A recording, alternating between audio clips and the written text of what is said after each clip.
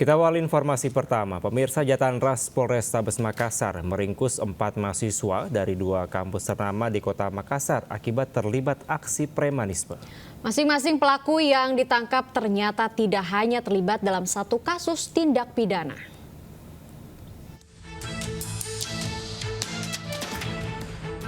Viral, seorang mahasiswa dikeroyok hingga terlibat adu jotos di kantin kampus Universitas DIPA Makassar. Pengeroyokan dipicu persoalan sepele, yakni tempat duduk di kantin kampus yang ditempati korban dipersoalkan hingga diklaim oleh para pelaku. Tim Jatanras Polrestabes Makassar yang menerima laporan meringkus 4 pelaku di rumahnya di salah satu asrama mahasiswa di Kota Makassar, Sulawesi Selatan.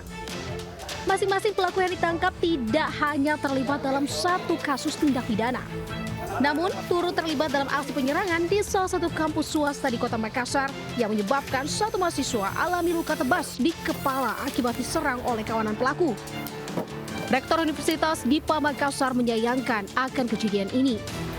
Tindakan tegas akan diberikan kepada mahasiswa usai proses sidang kode etik. Akibatnya, sanksi skorsing hingga pemecatan bahkan pidana penjara kini menanti para pelaku. Itu. Iya, Pak. Karena mahasiswa seharusnya datang ke kampus itu bukan untuk berkelahi, tapi datang untuk belajar. Makanya untuk menjadi koreksi bahwa ini kita coba proses kembali semua apa yang menjadi masalah dalam. Kenapa sampai ada yang beginian? Kenapa sampai ada perkelahian? Nah, saya sudah minta kepada WR3 untuk membahas kembali dan mengambil tindakan lebih keras kembali kepada orang-orang yang melakukan hal-hal tersebut. Kenapa? Kita inginkan kampus tenang dalam hal belajar. Kalau sampai terjadi hal tersebut, berarti orang yang tidak menginginkan kampus belajar dengan tenang. Nah, itu yang kita tidak inginkan ada di dalam kampus. Sejumlah mahasiswa yang diamankan kini ditahan di Polrestabes Makassar guna proses hukum lebih lanjut.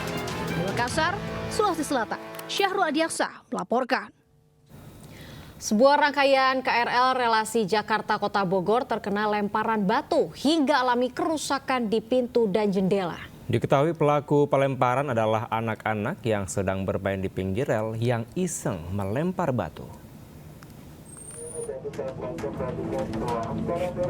Bagian pintu dan jendela kaca rangkaian komuter lain ini nyaris pecah usai dilempar batu saat melintas di jalur antara stasiun Cilebut dengan stasiun Bogor, Jawa Barat. Kereta ini adalah rangkaian terbaru buatan China Railway Rolling Stock Corporation yang baru saja beroperasi. Pelemparan batu terjadi Jumat sore saat kereta melintas. Tiba-tiba terdengar suara hantaman yang disusul retakan pada kaca pintu dan jendela. PT KAI Komuter pun berhasil menangkap pelaku pelemparan batu. Setelah mendapat laporan, petugas pengamanan kami langsung melakukan penelusuran dan terduga pelaku berhasil ditangkap, seorang anak laki-laki. Selanjutnya kami serahkan ke kantor polsek setempat untuk dilakukan proses lebih lanjut sesuai dengan aturan yang berlaku.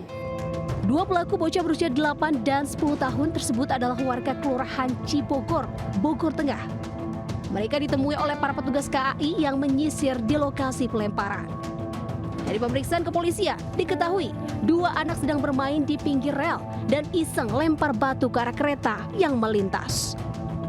Telah dilakukan mediasi atau secara keluargaan di kantor Polsek Bogor Tengah, ya, dari kedua belah pihak, dari pihak PT KAI dan orang tua anak tersebut. Pak, mereka itu sedang apa sih, Pak? Jadi saat itu kedua orang anak itu sedang bermain lempar-lempar batu. Kemudian pada saat kereta melintas, batu tersebut mengenai kaca kereta tersebut. Meski tak ada korban jiwa, namun rangkaian kereta buatan Cina itu tidak bisa dioperasikan selama 3 hari ke depan karena harus dilakukan perbaikan. KAI meminta kepada para orang tua untuk selalu mengawasi dan juga memberikan edukasi kepada anak-anak mereka agar tak lagi melakukan aksi pelemparan batu ke kereta api yang melintas. Dari Jakarta, Rani Sanjaya melaporkan. Pemirsa, sabu seberat 11 kg disimpan 3 pria di rumah kos di Depok dan Jakarta Barat. Para pelaku ditangkap polisi dan sabu gagal diedarkan.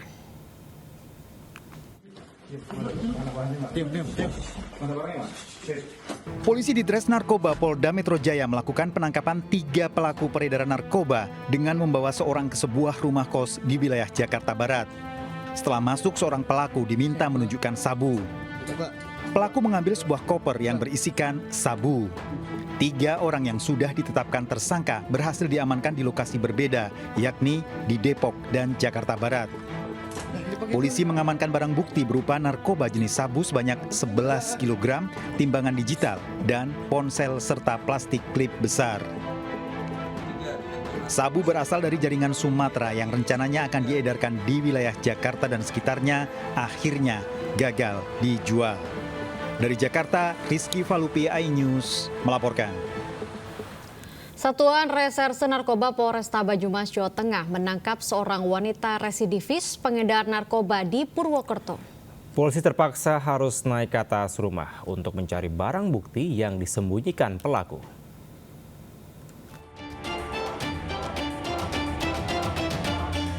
Anggota Satres Narkoba Polresta Banyumas terpaksa menaiki atap rumah untuk mencari barang bukti narkoba yang disimpan pelaku di Kecamatan Purwokerto Timur, Banyumas, Jawa Tengah. Sebelumnya, pelaku berinisial HRH sempat menolak dituduh sebagai pengedar narkoba. Polisi yang curiga dengan pengakuan pelaku memaksa pelaku untuk menunjukkan tempat penyimpanan narkoba. Pelaku pun akhirnya tak berkutik dan menunjukkan tempat penyimpanan barang haram itu di atap rumahnya. Polisi berhasil menemukan ribuan butir narkoba berbagai jenis yang tersimpan dalam kantong plastik. Pelaku diketahui merupakan residivis kasus yang sama dan telah 2 kali keluar masuk penjara. Berhasil mengamankan seorang wanita ya berinisial HRH, usia 26 tahun. Ya. Ini adalah residivis yang sebelumnya sudah 2 kali ya, menjalani proses pidana yang sama terkait dengan obat-obat berbahaya dan psikotropika. Atas perbuatannya, pelaku dijerat pasal 435 Undang-Undang Kesehatan dan pasal 62 Undang-Undang Psikotropika dengan ancaman hukuman 20 tahun penjara. Dari Banyumas, Jawa Tengah, Saladin Ayubi melaporkan.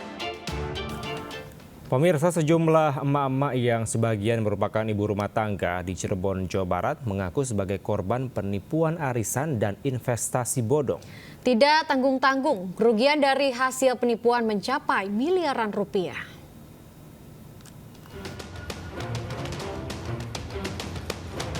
Polres Cirebon Kota mendadak ramai. Belasan ibu rumah tangga datang untuk melapor dugaan penipuan arisan dan investasi bodong.